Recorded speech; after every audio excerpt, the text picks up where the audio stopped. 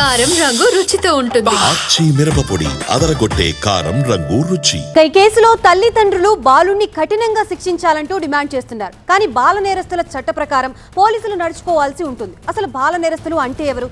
16 ఏళ్ల కంటే తక్కువ వయసు వారినే బాల నేరస్తులుగా పరిగణించబడతారు. ఆ వయసు దాటితే వారికి కూడా సాధారణ శిక్షలు ఉంటాయి. Care and protection of children చట్టం 2015 ప్రకారం నేరం జరిగినప్పటికీ నిందితుడి వయసు 18 ఏళ్ల లోపు ఉంటే జువైనల్ జస్టిస్ బోర్డులే విచారించాలి. 16 నుంచి 18 ఏళ్ల లోపు వారు మర్డర్లు, రేప్ కేసుల్లో నిందితులుగా ఉంటే వారిని సాధారణ ఖైదీగానే పరిగణిస్తారు. ఇతర కేసుల్లో జువైనల్ జస్టిస్ వర్తిస్తుంది. నిందితులకి జీవిత కారాగారం, మరణశిక్ష వంటి విధించరు. ఈ చట్టంలోని సెక్షన్ 18ని అనుసరించి దోషులుగా తేలిన వారిని కౌన్సిలింగ్ చేయడం లేదా గరిష్టంగా 3 ఏళ్ల పాటు జువైనల్ హోంలోనే ఉంచుతారు. అయితే సహస్ర కేసులో నిందితుడి వయసు 16 ఏళ్ల లోపే ఉంటుందని పోలీసులు తేల్చారు. ప్రస్తుతం ఇదే అంశానికి సంబంధించి మనకి పూర్తి అప్డేట్స్ ఇవ్వడానికి మా బ్యూరో చీఫ్ విజయ్ సిద్ధంగా ఉన్నారు. విజయ్, ఓ పక్కన తల్లిదండ్రులు కఠినంగా శిక్షించాలి అని అంటున్నారు. బట్ ఆ నిందితుడి వయసు 16 ఏళ్ల లోపే ఉంటుందని పోలీసులు అంటున్నారు. జువైనల్ బోర్డు ఎటువంటి డెసిషన్ తీసుకునే అవకాశం ఉంటుంది? డీటెయిల్స్. ఈ కేసులో ఇప్పటికీ అంటే చాలా అంశాలు ఏవైతే తెర మీదకి వస్తున్నాయో, అతని ఏజ్ అంటే చనిపోయిన అమ్మాయి కావచ్చు, చంపిన అబ్బాయి ఏజ్ అంతా కూడా మైనర్లు.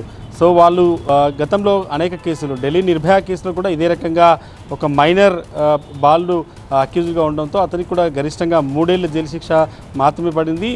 దాదాపుగా 2015 జువెనైల్ యాక్ట్ కూడా అదే చెబుతుంది. ప్రస్తుతం ఈ సహస్ర హత్య కేసులో నిందితులుగా ఉన్నటువంటి బాలుడికి పడే శిక్ష కేవలం 3 ఏళ్ళు మాత్రమే. అది కూడా కఠిన కారాగార శిక్ష కాదు.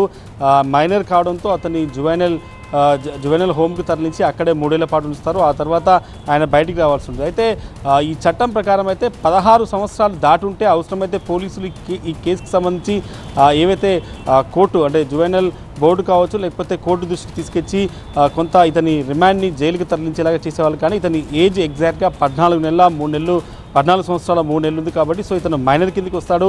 ఈ జువెనైల్ యాక్ట్ కింద కేవలం 3 ఏళ్ల పాటు మాత్రమే సహస్ర హత్య కేసులో నిందితుడిగా ఉన్నటువంటి వ్యక్తి జువెనైల్ హోమ్లో ఉండాల్సింది. ఆ తర్వాత ఆయన బయటికి వస్తాడు. అయితే ఈ చట్టానికి సంబంధించి తల్లిదండ్రులు చేస్తున్న డిమాండ్ కావచ్చు, లేకపోతే అత్యంత పాశవికంగా అమ్మాయి పైన అత్యంత దారుణంగా చెప్పాడు కాబట్టి అతనికి సంబంధించిన దాంట్లో ఈ బ్యాట్ కోసం హత్య జరిగింది, లేదంటే దొంగతనానికి వచ్చాడు, ఈ రెండింటిలో కొంత వ్యత్యాసం కనిపిస్తున్న నేపథ్యంలో పోలీసుల్ని పేరెంట్స్ డిమాండ్ చేస్తున్నారు ఎట్టి పరిస్థితుల్లో అతనికి శిక్ష పడాలని. కానీ చట్ట ప్రకారం మాత్రం ఆయన కేవలం 3 సంవత్సరాల పాటు మాత్రమే జువెనైల్ హోమ్లో ఉండాల్సిన పరిస్థితి వస్తుంది. జువెనైల్ బోర్డు దృష్టికి కూడా తీసుకెళ్తామని చెప్పి పేరెంట్స్ కూడా చెప్తున్న నేపథ్యంలో ఈ కేసులో పోలీసులు యాక్ట్ ప్రకారం అయితే జువెనైల్ యాక్ట్ 2015-18 సెక్షన్ ప్రకారం అయితే 16 సంవత్సరాలు దాటుంటే అవసరమైతే జడ్జిని రిక్వెస్ట్ చేయొచ్చు, లేకుంటే జువెనైల్ బోర్డు దృష్టికి తీసుకొచ్చి కేసు సివియారిటీ దృష్ట్యా ఆయనకు సాధారణ ఖైదీ కావచ్చు, లేకపోతే జైలుకి పంపించే అవకాశం ఉంటుంది. కానీ 14 సంవత్సరాల వయసు మాత్రమే ఉంది కాబట్టి ఈ నిందితుడికి ఖచ్చితంగా జువెనైల్ యాక్ట్ ప్రకారంగా ఆయన